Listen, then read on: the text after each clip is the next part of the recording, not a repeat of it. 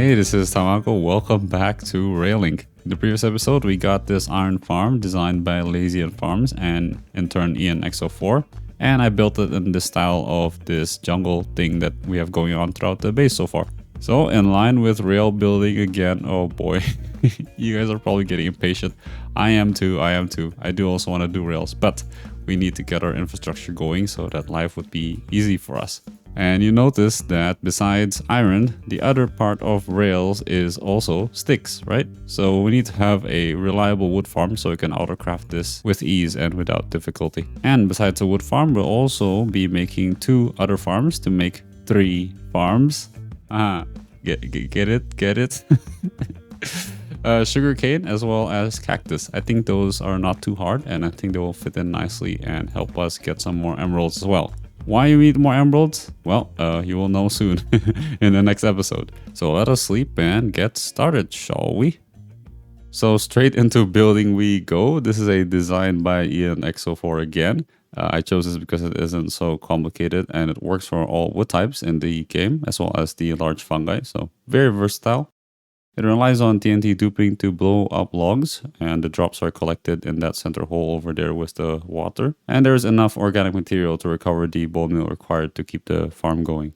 There is a redstone timer on the ground which controls the TNT duping timing, so that also acts as an on-off switch for the farm, and is actually transferred up via scaffolding. Very interesting, but I didn't know that when the number of overhanging scaffolding changes, it counts as a block update, so the observer detects that. Having it on the ground makes it easy to turn on and off the farm without having to go all the way up. There are 2 timers which are necessary for the special trees such as jungle and also for the large fungi and mushrooms. One of the timers has a TNT released at a later time so it can target the higher blocks, and it's also nudged for those higher blocks too. And the other timer has it released earlier so it explodes further down, clearing the bottom blocks. The farm is also directional due to TNT explosion rounding in the code. Okay, so that's the farm done. Next up is the building part then. The very first thing I noticed was how annoying the scaffolding was, so I tried to cover it up with a gray palette because I already had that going over here. This is similar to the sides of the mob farm in episode 5, where I have a bunch of different blocks and their variations to add depth and texture. I honestly don't know what I was going with this, but it looks like an advanced ancient ruin, I guess, so similar vibe to the rest of the base we have. It's kind of like an extension to the vanilla jungle temple, I suppose. After finishing this, the next thing I noticed was how it was a bit structurally weird with that top part hanging. So I tried to add another support for that floating part, and it nicely doubles as a bubble elevator up there because there's also another switch that we have to toggle up there when we do jungle wood later on. We topped off the roof similar like in the mob farm with the jungle stairs. So with those 2 towers as support, we end up having a bridge between these towers, kind of like those sky bridges between 2 skyscrapers you see in real life as well. So I thought that turned out pretty well. Now back to the floor. I thought we already had enough gray, so I added a mixed wood floor with spruce wood as well to add more color variation. I think it fits pretty well here with the jungle wood. It's all similar shade with the logs. In hindsight, it might be a bit too busy with this much depth and color variation, but I'll keep it for now. It does continue that ruined feeling, but it might be a bit too distracting. And the center hole here is similar to what we have in the iron farm crater with the deep slate and cobble mix again, just for the consistency. Finally, we have this one weird corner here where there's like a steep drop, so to smooth it out, I decided to add this overhang here just to square off this area. Also, we have the standard gray floor here and extending it to the stairs as well, which is bordered by jungle log blocks. And we have the usual greenery and fences to add variation to an otherwise flat jungle log frame. There's also a small garden there with flowers. I thought it would be nice to keep some of that greenery instead of getting rid of it entirely. There was a bee that was trying to get to it because I added some flowers there. And yeah, what might this be used for in the future? Well, a future rail station. I think it's pretty well integrated into the build this time because, yeah, it just popped into my mind while I was working on it. Because as I said in episode 6A, I really wanted it to be more integrated this time around. So hopefully it'll look a bit nicer this time. Okay, back to first person we go. I will show you how the farm works. So first of all, because I'm not going to do jungle, I'll have to turn all these levers off, including the one upstairs that nudges the TNT over.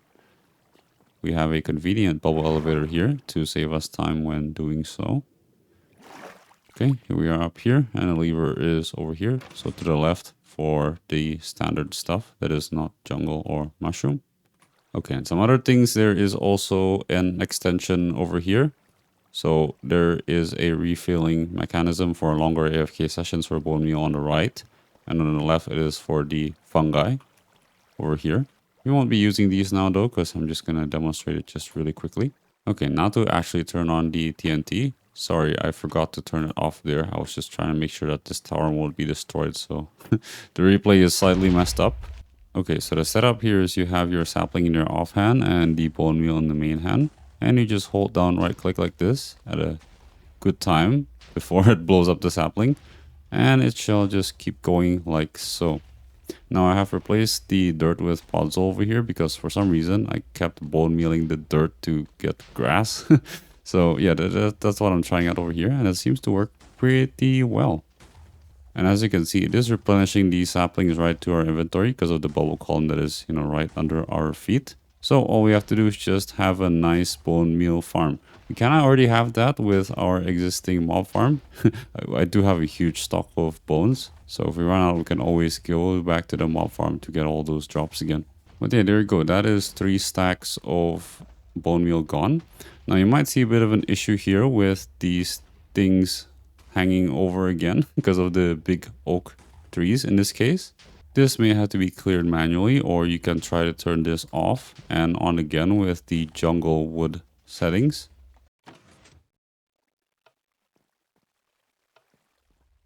And now as you can see with the jungle leaf setting, it does help clear out those blocks, and those leaves should decay by themselves. But yeah, I guess this is just a peculiarity with the oak saplings I'm using here as an example.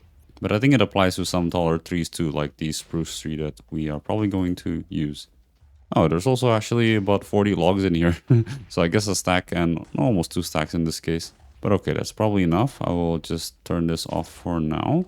And you do have to wait for the explosions to stop before you turn this back on again, so you don't mess things up. There you go, that's the last one, which is in water, so it doesn't damage anything. But yeah, there you have it. It's a pretty simple beginner tree farm by ENXO4. I'm decently happy with it. I think it was a bit hard to get it started. I'm not used to using this style of tree farm, but it works, so I'm happy with that.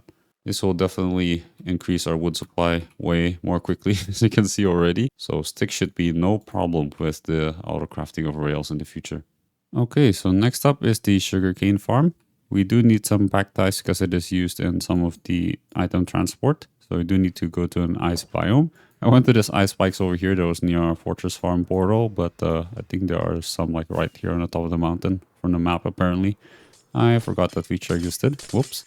And because it was on the way to the fortress farms, I also got all my tools repaired as well as the elytra. So that's nice. Ready to use now. So where to build this thing? This one to me was kind of obvious for a tree farm because there was this nice segment on top of the hill where it was a bit flat, so I just flattened it out, and here we have a thing next to the iron farm. However, I'm not so sure for the sugarcane farm because I do want a rail line over here. So I want it to go underneath this area to that station, out into this U-shaped thing over here, and all along the sides of these hills, right? If I walk far enough, you will see that there is the mining area over here with this beacon, and I do want to have a station over here, so that's where the line roughly connects. And throughout this long piece of track, I can add other farms along the way here. So with that in mind, I think I will make the farm over here. It's a nice flat rectangular area for the shape of the farm. I'll figure out the footpaths later. Okay, so let's get to the design. This is a standard design, I guess, since observers were added. It works by detecting the update that is caused when a sugarcane grows. And when an update is detected, it will just push off the sugarcane. Now the observer actually goes at the back of this whole thing, so we will delay that for now. In the middle though of these modules, as Tango calls them, we have a bunch of, oh, where's my dirt? We have some pack ties, some pressure plate to keep the items going along this water column. And we need to cover up these blocks over here so that the sugarcane doesn't fall on this ice over here. Oh, and also this is covered with a bunch of slabs, and the actual water column is right above it. So it would go over here. So let's repeat this to the back and okay, there you go. That is 3 layers for this extended this way.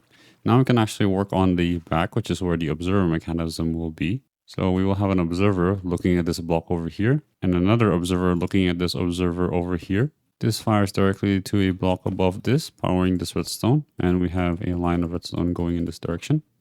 And now from here we can have the redstone line go up here, extended by a repeater, following the rest of the other pistons. And in between each module we have a redstone repeater over here, so it reaches all the way to the end. Okay, and you can repeat this on the other side like so.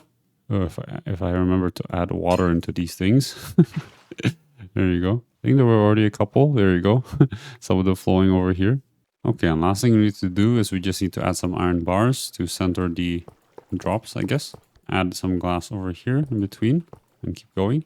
Sorry, like that. And keep going. Okay, now that's the bottom part done. Let's extend it upwards once, like so. Okay, there you go. So it's basically the same thing, just with some changes, which I'll go through with you together. So we still have the same setup here, initially at least, with the waterlogged slabs and stair over here, like so. Oh boy. Like so. There you go. And the water goes here as well. However, we do destroy these slabs over here. So that, you could see that before just now. Perfect timing. You see that a sugarcane floats up here because it caught the water. And it flows down that way instead. So the sugarcane won't be lost anywhere it drops, basically is the idea. Hence why this is called a lossless design. Okay, and the very last thing to do is to cover this place up so that this can only grow 2 blocks tall, because this is the last layer I'm going to do, at least in this direction. Which is a question of building, so not exactly sure, but I suppose you could cover it with a wood ceiling, because we already have a lot of wood going on. I'll go for a bit more symmetry though this time around, because this farm is by itself a bit symmetrical. But I'm still going to add a bit of depth with these stairs over here. And I guess for these central bits, I could do a bit of jungle here, right? Yeah, that looks alright. There you have it. I do think that the redstone may need a bit of covering, but I don't know. It kind of looks fine too this way, but yeah, well, building is later. This part is about getting the farm done itself first. And as you can see, it is producing some sugarcane for us as well, which is good because I do not have enough for the whole size that I'm planning to make. Okay, so how do we expand the farm horizontally? Well, it's kind of similar. We just have these pistons back to back over here. There is a 2-block gap between the dirt blocks for the sugarcane. Yep, it's even, perp. Deal with it. Sorry. I just like teasing on you for that. But you may notice that the nice thing we have over here is we save on a bit of observers, because over here we can use the same observer for this right or left column. One of these columns, right? That's closer to us over here. And because we share the same redstone line. But yeah, this is replicating the same thing. So, and there you go. That took a bit longer than I wanted it to, but yeah, it's basically done. We can do one more, I think, if we have enough resources. So I'll try to do that really quickly. Again. Okay, and there you go. Looking a little different, right? Yeah, I think I ran out of resources, so I don't feel like collecting anymore. And I want to give asymmetry a try. Perhaps I can have a huge slanted roof all the way down here. I'm not sure what this room would be used for, but I think it would be cool to have another room over here. And no, we can't use the tree farm yet to farm jungle, because we need at least a stack of jungle saplings. Why? Because the saplings only drop half the rate that other leaves drop saplings. Does that make sense? Yeah. So to guard against bad luck, you need to start with like at least a stack or something along those lines. But of course, we're not done yet. We need to collect all this flying sugarcane. It's been flying all the way down here sometimes. So we are just going to use the vanilla way, like Tango did. We're going to have a beam of glass like so. Oh, we're 1 glass short. Okay. I think we can remove that top glass over there. We don't need it. Aha. We have this stair going on here. Okay, I'm going to stop making excuses. We'll see what we can do with this. So we will run a water column down here and extend it over here. because we don't have enough. It just can't be in a place where the sugarcane would drop. Okay, and that reaches the end. And I think we can have a hopper just right over here so we can complete this frame. And all that sugarcane can go over here into a drawer with the hoppers underneath with a drawer upgrade. And we can put all that flying sugarcane over here. So hopefully we don't have to deal with that anymore. And there were actually quite a lot more that was produced while we were making the farm. So this is looking pretty good so far. I like it. We're going to be able to trade this for paper nicely. Actually, I changed my mind a bit. I think I'm going to put the collection area on the left side over here where there is a bit more space. Okay, so here comes the building part for the sugarcane. I honestly wasn't sure how to decorate this initially because it is a very geometric design. I initially thought to build the frame one block outwards so I can decorate the inside and add a bit of depth like I usually do in my other builds. But it's really hard to move the redstone around and whatnot, and it will take a lot of work replacing all of that wood that has already been placed down. So instead I remembered a architectural style that I saw while watching AD Craft's building tutorials, namely the brutalist style. It is a style characterized by a rough and unfinished look with exposed inner workings like we do here, in this case a bunch of redstone, and also has a lot of geometric shapes. The inspiration I took from that style is just embracing all the exposed redstone and sugarcane and whatnot, and just adding one layer of decorations on top of it. At the time I was debating whether to use glass panes or glass blocks. I decided to use both with the glass blocks in the middle segment to make things look a bit more interesting. Yeah, the final segment there is just an open field with the standard gray floor. This is where the sugarcane is collected, as you can see. And following that unfinished style, I also tried to place scaffolding all over the place, which doubles functionally as a way to get up there. Okay, so here's the build in person. That's what it looks like. And over here in this additional layer, you can see that I tried to add a bunch of depth because we don't really have any more blocks to go off. It's just one layer here. So we have variation of depth from these walls and these stairs. I tried to place them sideways so you could still see inside the farm along with the glass. And of course some lanterns for some light and some jungle leaves to add some more color. And you can kind of see on the top, there's a bit of an asymmetry here because this wall is actually 2 blocks wide. But the wall only goes up through one of them. So we have an odd thing over here, odd and even. And the reason why the deep slate wall only goes through one of them is, well, I guess it's kind of nice as well to only have one, adding a bit more asymmetries, especially at the back over here. But also because it also hides this stuff. Because some of the pillars inside are exposed, like they're not complete, as you can see, because of the redstone that needs to run through there. You can also see the exposed observers here. I also tried to quote-unquote round the corners by not putting the deep slate tile walls over here. Instead, I just left a gap in these corners, as you might be able to notice. Here as well. I mean, there's additional jungle leaf, but yeah, still missing corners. So yeah, I'm pretty happy actually with how this turned out, especially because I was so afraid of starting this because I didn't know what I was doing. But there you go. There's the outcome. Okay, so last but not least, we have the cactus farm. Same question again as before. I have no idea where to build this. I initially wanted to make it beside that, the sugarcane farm on that side, but I think it may cover up the aesthetics a bit too much. So I'll put it beside on the right hand side here. So this is a design by iMine Crazy. It's pretty simple, which is why I chose it. Like any other cactus farm, this cactus farm uses the game mechanic of cactus breaking when it grows next to a block directly. iMine Crazy uses fence posts to do this, as it is the most likely to allow cacti to fall through to the water instead of getting destroyed by overshooting to the next cactus or undershooting and landing on itself. So after this, I did the fence placements and built the second floor using top slabs to allow the bottom level to grow. But I think I lost the footage somehow, so you're gonna just see the result after this. Okay, there you go. So this is the build done, basically. I mean, I need to do the water columns, but yeah, it's as simple as that. So now for the building, I think I will do the same thing with the style. So we have jungle stairs bordering the roof. This area is a bit flat, but well, it is the way it is. It is meant to be extendable upwards in the future. So similar to the other roof, I'm just going to place torches in the corners so that no mobs spawn here. I hope so. Anyways. Okay, I think I'm going to have the same thing going on with the tile walls here. Add some leaf blocks here to add some color. And I think we can kind of have the stair thing going on over there. I think it looks alright. And for a bit of depth with this, I'm just gonna cover these with trapdoors, like we do in the storage room. Actually add a tiny bit of greenery on the top here, like so. And I think we can call this done. Actually, I think it looks a bit weird with the glowstone inside, so I'll just bring it out by one block. I think we do need light inside, just in case. Okay, there you have the cactus farm. Okay, now finally time for the water stream, so we can actually pick up stuff.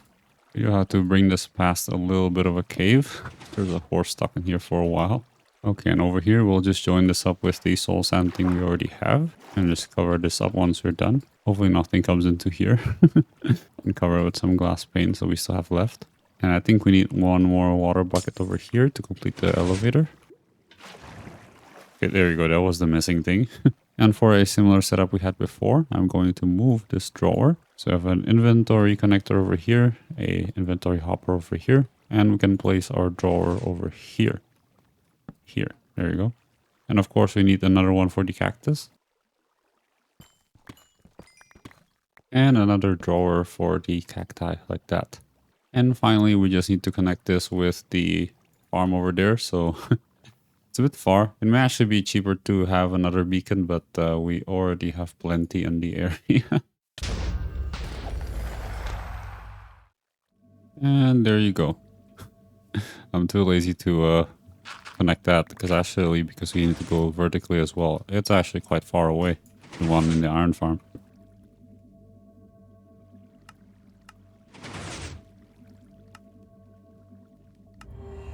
With the usual haste, and we should see the sugarcane in here. If I can spell. Oh, not yet. Ah, okay, so we need another inventory cable connector for the other things. Okay, so that means we can't have infinite of these, kind of like P2P tunnels, I guess.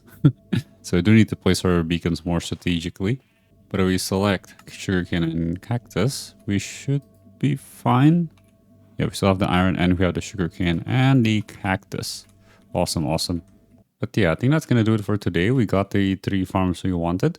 I still don't know exactly what's going on next time, but we will see. But yeah, thanks very much for watching. Have a good rest of your day. And as always, God bless.